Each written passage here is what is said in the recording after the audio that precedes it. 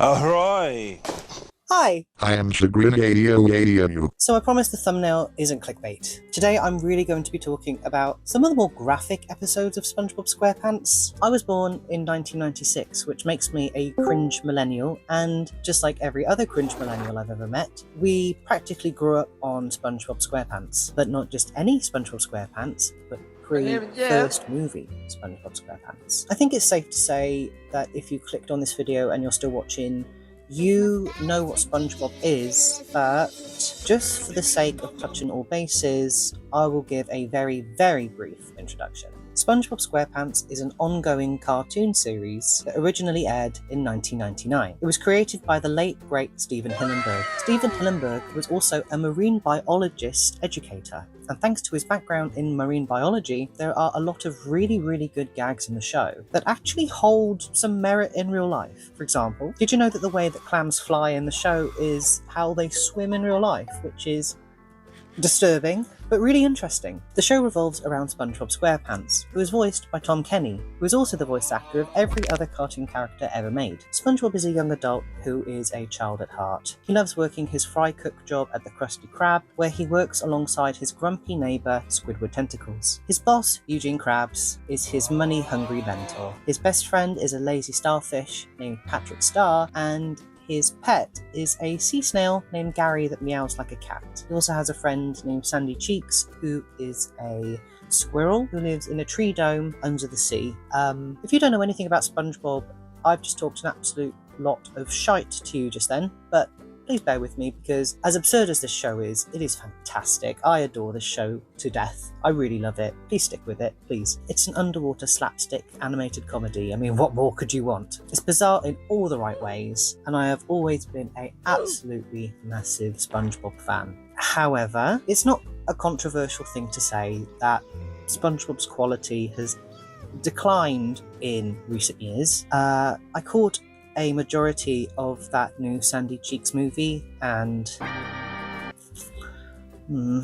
I know there's always the argument that I'm just looking back at my childhood through rose-tinted glasses, but I don't know if I agree with that in this particular example. You really can't tell me that episodes like Band Geeks and Pizza Delivery are on the same level as The Splinter. If you've already seen my first video, you would know that I was a massive growing up. Cartoon gore would stick with me way longer than it probably should have. I was incredibly sensitive to it, but if the show was good enough, I would come back for more, which I did with SpongeBob. SpongeBob surprisingly has a lot of really gnarly scenes that contain some pretty intense body horror, and that's what I'm going to talk about today. A bit niche, I know, but these episodes have always stuck in my head since I first watched them, which was a long time ago, probably 20 plus years ago. I think one of the reasons why the show could get away with such grotesque moments is because SpongeBob is one of the few cartoon characters that can get ripped in half and have it not immediately kill him. He even started ripping his own arms off and eating them in the episode Night Shift, another absolutely banger episode which I will talk about eventually in the future. Maybe I'll do a video about monsters in Bikini Bottom,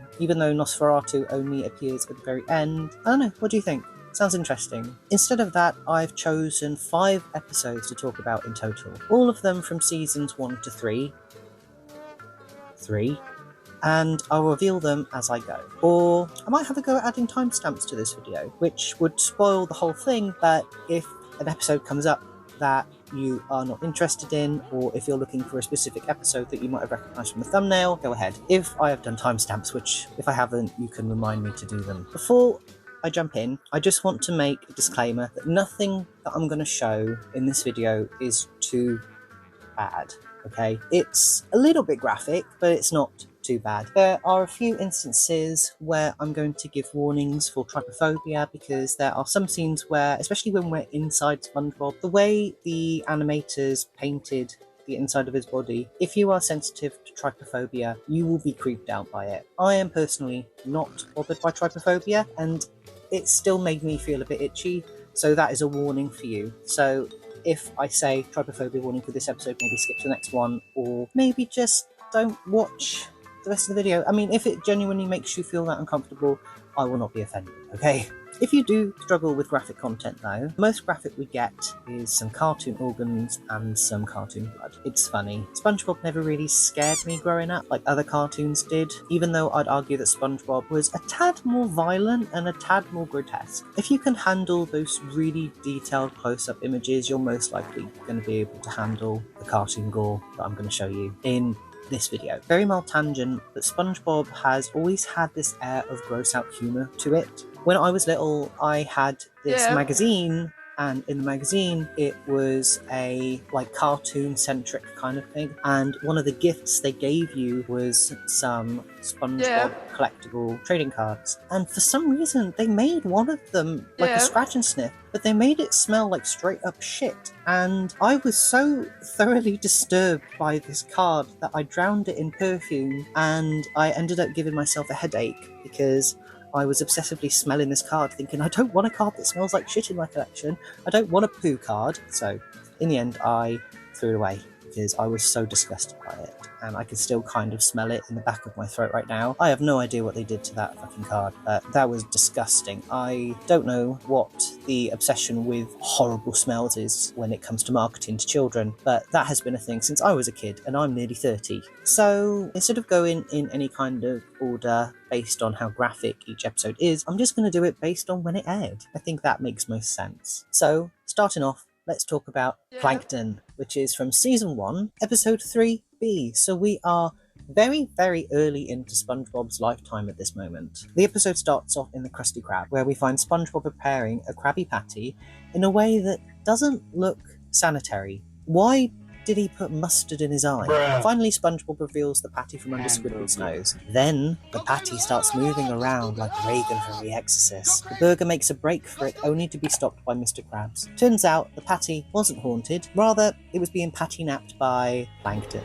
This is actually Plankton's debut episode, and what a debut. He is really intimidating in this episode. His voice actor, known as Mr. Lawrence, really put his whole chest into this performance. He still managed to keep him really funny though. After disposing of Plankton, Mr. Krabs tells SpongeBob briefly about their lifelong rivalry, the OG Toxic Yowie. Later on, as SpongeBob is walking home from work, he comes across Plankton. Plankton uses some real alpha male Sigma social engineering by gifting SpongeBob a golden spatula in order to get SpongeBob to gift him a Krabby Patty in return, which SpongeBob sees right through immediately. Plankton isn't going to get the Krabby Patty that easy. Angered, Plankton turns to another method of getting his way. We cut to SpongeBob's bedroom where he says goodnight to Gary. Not long after falling asleep, we see that Plankton was hiding in his mattress before he starts to crawl into SpongeBob's head. So this is the first major trypophobia warning for this video. Genuinely take it seriously, okay? If you are bothered by trypophobic content, skip to next video. Plankton is inside SpongeBob's body, looking for his brain, which he quickly bumps into. This is the reason why I included this episode on this list specifically. It's weird, his brain isn't too detailed, but it's still detailed enough for us to know that it's supposed to be an organ, or at least his brain. We know that it's his brain, that's fairly obvious. His brain isn't too detailed, but it's a lot less cartoony than I'd expect. Plankton then sticks a device into SpongeBob's brain using his elaborate and college-educated plan. Then, Plankton takes complete control over SpongeBob's body. He wakes him up and has him walk outside in his undies. He walks through Squidward's house and verbally abuses him. Honestly, Plankton's speech cuts really deep here. Shut your mouth, you mediocre clarinet player. Mediocre? You pretentious little insignificant artist. Your sniveling creations are worth less than a protozoan's waste. What a dick. SpongeBob rolls his eyes into the back of his head and can see Plankton piloting his brain. As a kid, I used to actually think this was possible. It is not. Turns out if you try this, you just end up with eye strain. Plankton forces SpongeBob to pick up some takeout as he ends up crashing through the Krusty Krab. And then, SpongeBob and Plankton end up in the chum bucket. More specifically, they end up in Plankton's lab, where we get one of my most favourite jokes ever. This is my lab. And this is my laboratory. Plankton shows his analyzer, which is an invention that can break down and show the composition of anything that's thrown inside it. Plankton wants SpongeBob to drop the Krabby Patty into the machine, and as much as SpongeBob tries to fight it, he can't. Instead, he bigs the patty up, talking about how delicious it is and how sorry he is for letting it down and letting Mr. Krabs down and letting the restaurant down. Plankton must have been starved because he absolutely pounces on the patty after that and ends up bouncing into the analyzer, which means SpongeBob is now free. We see that Plankton is 1% evil and 99% hot gas. SpongeBob gets to leave now, as Plankton is left stuck in this machine hell forever, or at least until the next episode. All things considered, this episode wasn't too graphic, even though we spend a lot of the time of the episode inside SpongeBob's brain. However, we never saw anyone remove the brain control device from SpongeBob's brain, so even as a kid, I used to think, is it still in there? I used to think about that a lot. Also, another quick fact before we get to the next episode, when I was a babby, I had a PlayStation 1 game that was pretty much Mario Kart, but with a bunch of Nicktoons characters instead, and there was a evil mystery character that you had to fight against in the campaign mode, and they made this character super mysterious, and they didn't show you who it was, but every single voice line that this character had was Plankton's lines from this episode, and as a kid I thought I was a genius for working out that the bad guy was Plankton, but I think that was kind of the point. I think it was supposed to be easy because it was a game for babies. I still felt smart. I'm going to say that there are a few people who didn't know that, okay? Just to make myself feel a little bit better. Anyway, next episode. Yeah. Scaredy Pants is the 13th episode of Season 1, and it is a beautiful Halloween-centric episode. We find SpongeBob working late, uncharacteristically eager to leave work. He's just about to get to the door before he's stopped by Mr. Krabs, who pressures him into listening to a scary story. He ends up getting jump-scared by Squidward, dressed as the Flying Dutchman. I've come for your pickle. By the way, as a kid, I used to think it was the Frying Dutchman. Fry, like Fry from Futurama, frying, because he's a fry cook. Turns out, no, it is just Flying Dutchman. I like my version better. Annoyed by the teasing, SpongeBob walks home, wigging out the whole time. He finally gets home, and Patrick knocks on the door, and he ends up explaining to Patrick that he's sick of being scared, and he wants to be scary. SpongeBob wants to go as the Flying Dutchman, and his costume is... It's not very scary. The trick-or-treaters aren't scared. They call SpongeBob a haunted mattress. SpongeBob is simply the wrong shape to be a ghost. So, naturally, the two set to start rounding off SpongeBob's head. Patrick starts shaving massive chunks of his head off with clippers, which, again, there's no blood. He's doing it almost as if it's made of hair, which it isn't. It's his body. It's his flesh. The boys then go out on the town, scaring folk. Although neither SpongeBob or Patrick realise that they're not scaring anyone, they finally end up at the Krusty Krab, where there's the Halloween party going on. Sandy's costume is incredibly messed up if you think about it in the context of the show, actually, isn't it?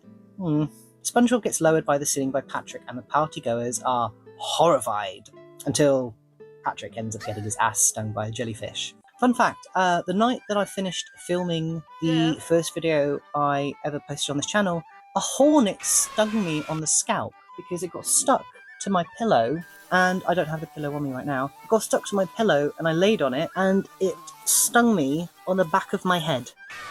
That was great. That was really fun.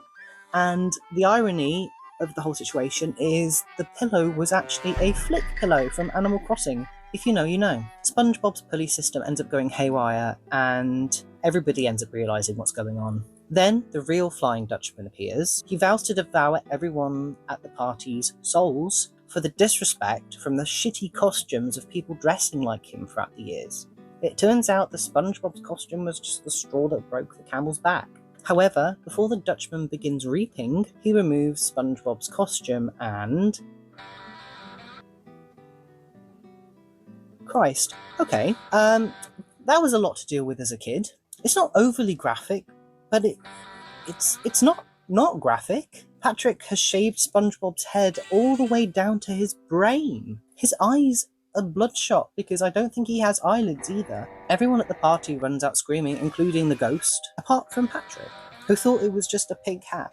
it is not until after SpongeBob explains that it is not a pink hat, but is instead his brain, does Patrick join the rest of the partygoers by running out horrified.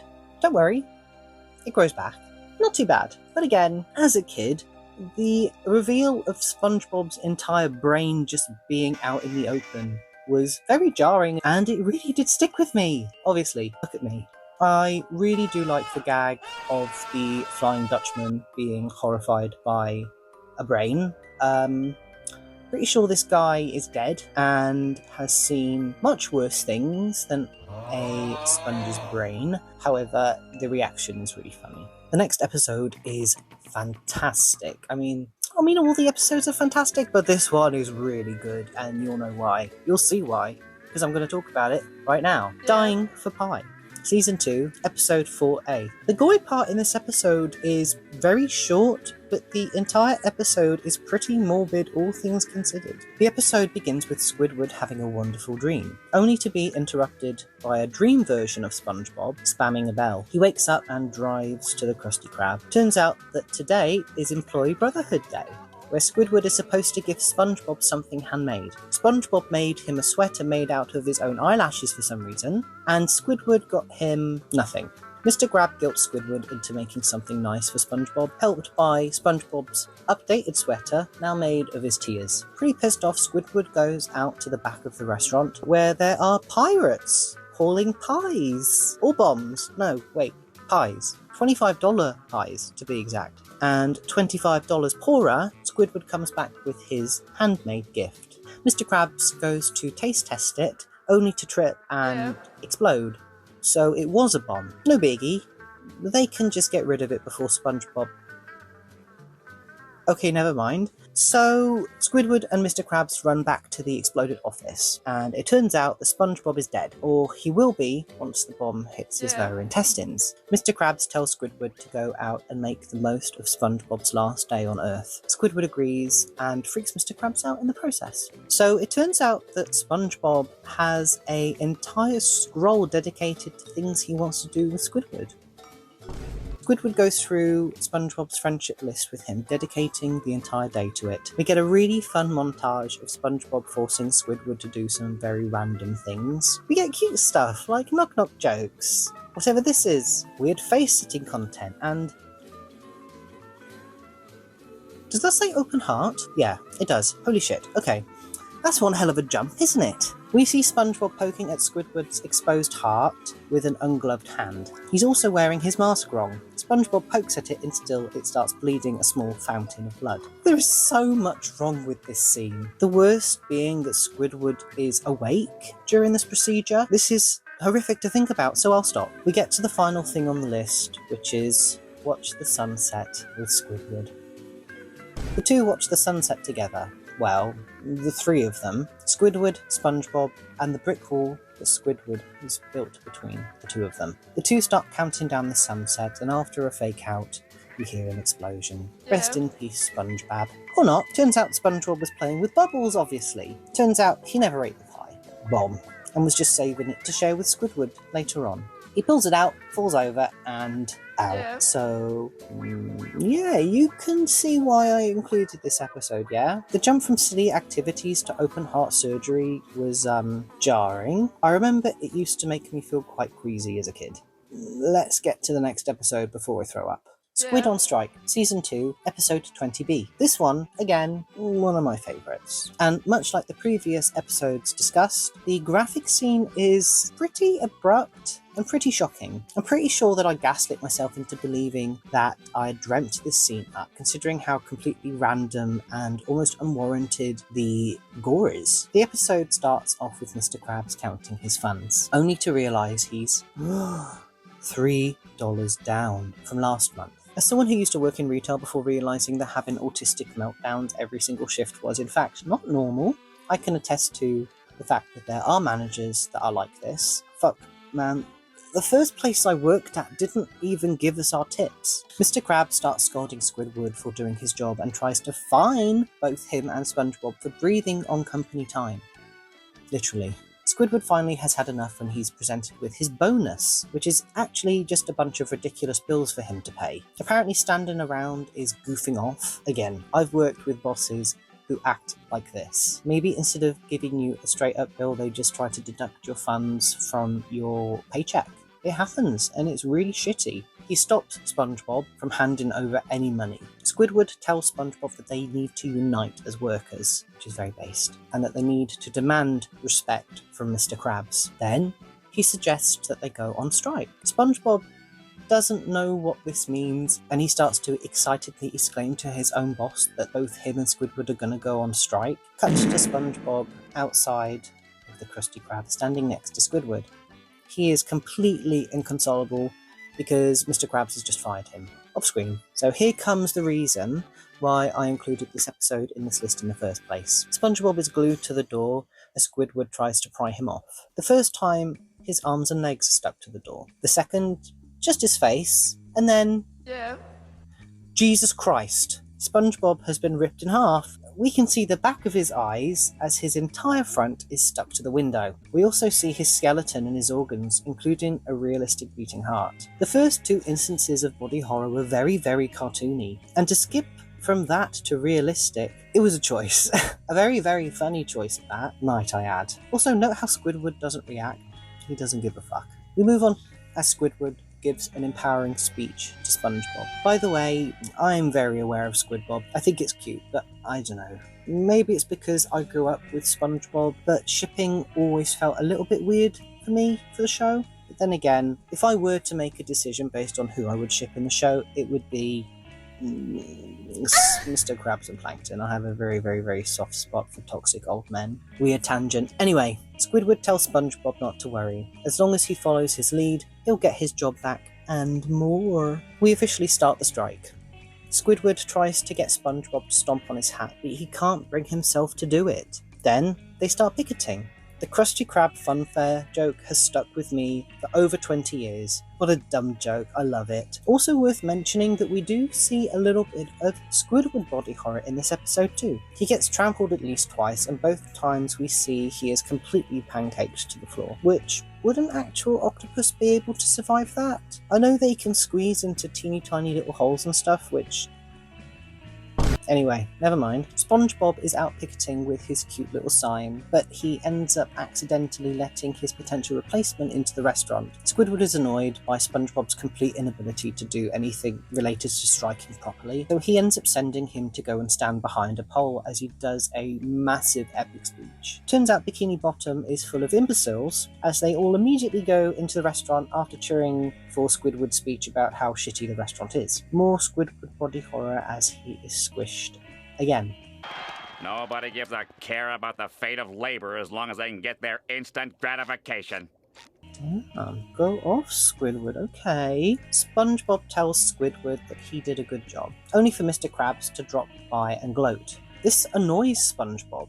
He does a really nice thing here, actually, standing up for Squidward, saying how Squidward is a great leader. He references Squidward's speech, but he seems to be taking it a little bit too literally. Squidward ends up realizing that if the two were to stay on strike forever, it would mean he would have to spend every single day with SpongeBob. Somehow this is worse than just working with the guy, because at least he's getting paid when he's working with him. Here, he just has to spend time with him, and this disturbs him greatly. He imagines him and SpongeBob as these two wrinkled old guys, stuck together forever. Squidward doesn't like that idea, and it ends up breaking him finally. He knows he has to beg for his job back, but before he can start begging, look who's at the door! Mr. Krabs came over to beg for Squidward and SpongeBob to come back to work. Apparently, it's a wreck, and the teenagers that he hired won't stop trying to hang out with him. Squidward smirks and decides to take Mr. Krabs on a nice long walk to negotiate their terms. We cut to SpongeBob getting into the striking spirit, listening to some music on his record player in his undies. Squidward's words are still buzzing in his head as he decides to take matters into his own hands. He's going to dismantle the establishment. Literally. SpongeBob goes to the Krusty Krab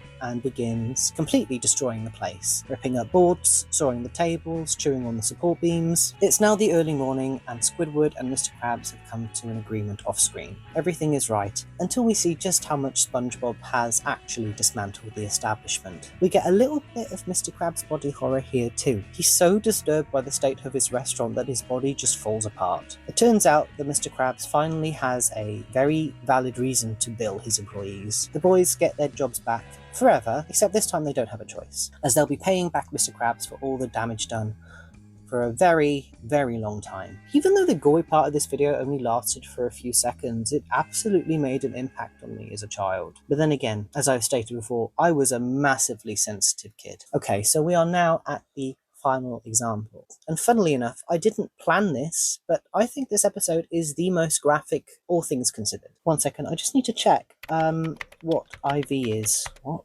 is IV?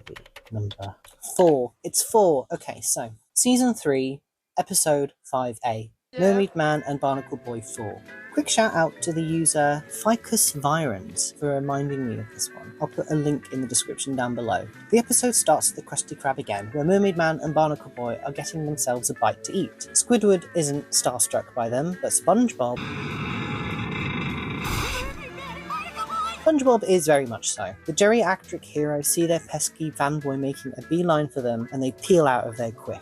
Looks like SpongeBob missed them, or wait, Mermaid Man left his utility belt behind. This is crazy big news for SpongeBob. He picks it up and tries to give it back to Mermaid Man, only for the two heroes to run away before he can get to them. Now, SpongeBob is alone with Mermaid Man's belt. He knows he should return it, but he very quickly changes his mind and decides to play with it instead, saying he'll just hold on to it until after work. SpongeBob immediately starts playing with the belt and discovers the shrink ray. He shrinks a barrel of pickles, eventually shrinking everything in his kitchen. Squidward catches him with the belt and threatens to tell on him, which causes SpongeBob to panic. Oh, I forgot to mention that. Some extra SpongeBob body horror for you. He's so distressed by Squidward calling Mermaid Man, he starts ripping his own head in half. It gets too much for SpongeBob, and he ends up shrinking Squidward on purpose. SpongeBob is really naughty in this episode, good lord. Squidward is tiny now, and he tells SpongeBob that unless he returns him to normal size, he is going to be in really, really big trouble. The main reason why I wanted to talk about this episode was coming up, by the way. SpongeBob clearly has no idea how to use the belt, and starts randomly pressing buttons. He starts blasting Squidward with the belt and teleports a horrific multiple-eyed monster onto his head. Then, SpongeBob sets him on fire, deforms his nose, and Jesus Christ, he's just lost all of his skin. Squidward screams in only what I can imagine is agony, as he is then graphically bisected by a pair of scissors. We don't see what else SpongeBob does to Squidward as is off screen, but it doesn't sound too good. Squidward eventually begs SpongeBob to stop and that they can just go to Mermaid Man to get him fixed.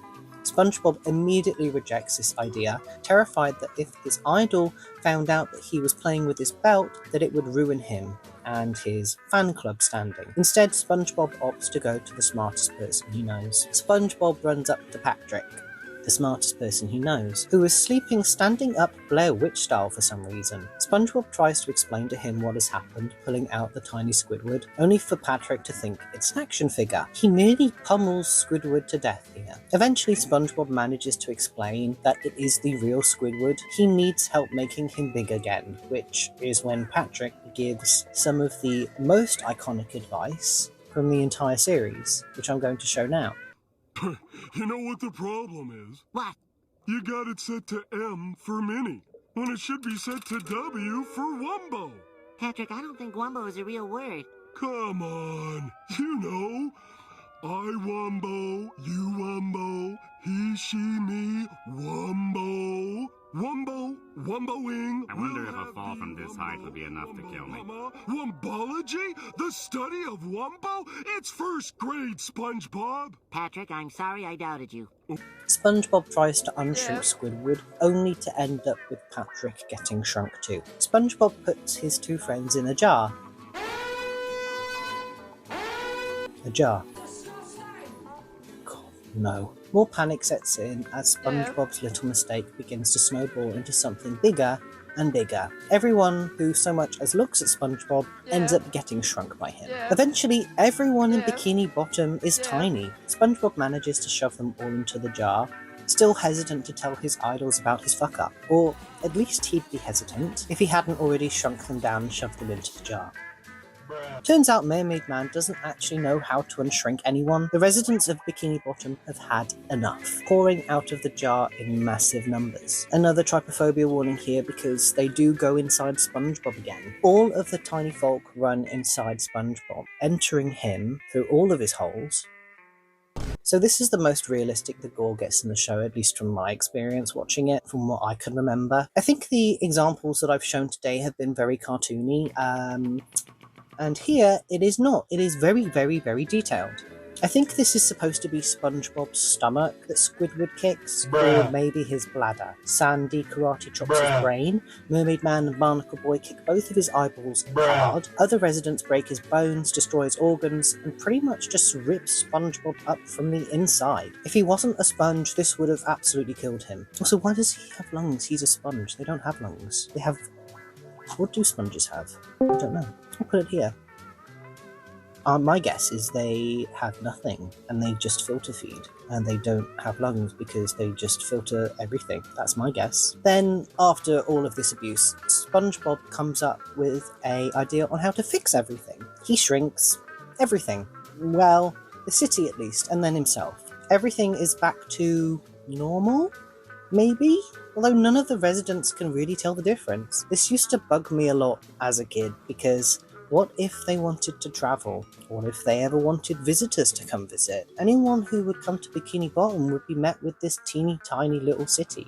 Everyone else is way too big. Nevertheless, the townsfolk cheer for SpongeBob and his quick thinking. Then, Plankton comes back from vacation and is very confused. So, those have all been my picks so far. Maybe if this video does well, I will do another one, because there are plenty of other examples of graphic content in SpongeBob that I would love to talk about. I think if this video hits 100 likes, I will do a part 2, or I will do a video similar to this one. We'll see how it goes, yeah? The thing is, I personally feel as though the writers are trying too hard to recapture what made the episodes that I talked about today special. I've seen some pretty intense examples of modern SpongeBob pushing its luck with what it can get away with showing, and while there are gross and graphic scenes, they just don't feel the same as the graphic scenes I talked about today. I think if they were smarter about how they used this specific visual gag, there had to be a valid reason for such a scene to exist other than let's just see how nasty gross we can get it. We only see SpongeBob internal organs after Squidward has ripped him off the Krusty Krab's door twice before. It's the old rule of 3 gag. The joke works well because it's paced well, and the shocking nature of the jump from ha ha, SpongeBob face is stuck to the glass door, to fucking heart beating. Funny! What isn't funny is watching Squidward's toenail get ripped off at the root, or watching SpongeBob wrestle with a splinter in his septic thumb for 15 minutes. What I'm trying to say is that despite some of the more shocking scenes and gags talked about today, I personally feel as though the writers earned these little shockers. Why did we see Squidward's open heart surgery? Because we've already gone through a billion other ridiculous activities. It exists because it's too absurd to take seriously. The same with SpongeBob's exposed brain at the end of Scaredy Pants. SpongeBob's exposed brain doesn't really come out of nowhere. We saw Patrick shaving chunks off his head earlier in the episode. The writers earned that reveal. The entire episode led up to that moment. It's genius. Would these episodes still be good without the gore? Sure, but I wholeheartedly believe that including these shocking little gags, it made the episodes way more memorable for me. Maybe it's what makes SpongeBob unique. Same with their super ultra graphic detailed close-up shots they like to use occasionally. Fuck, so many of these stills are still heavily referenced in modern culture 20 plus years on. There really is just something about early SpongeBob that scratches that morbid itch that most children have. So that's the video. Thank you for sticking with me through this thing. It's been a lot of fun to script it, as I got to rewatch some absolute banger episodes. I've absolutely got the SpongeBob itch now, as I will talk about the show again. I don't want to go all Nicktoons and focus only on SpongeBob stuff though, because despite how popular it is and how many fantastic video ideas I have to add a bit of variety to my content. For now, I'm going to focus on cartoon commentary. I'm not smart enough to commentate on most drama, and I don't think I'd want that for my YouTube channel anyway. This is a new thing for me. So far, I've scripted filmed and edited 2 videos, and I'm having an absolute blast. If I got to do this or something similar to this for my main income, I'd be very, very happy. Once again, thank you so much for watching. It means the world to me, and I am forever thankful that you not only clicked my video, but stuck with me until the very end. If you enjoyed, please don't forget to like and subscribe. If you want to see more content similar to this, I'm also always open for video ideas, so if you have something you've been itching for a YouTuber to yap about for half an hour, write a comment and I'll check it out. If you think I'm funny, feel free to follow me on all of my socials, which I will link in the description down below. Thank you again for watching, and I will see you next time. Bye bye!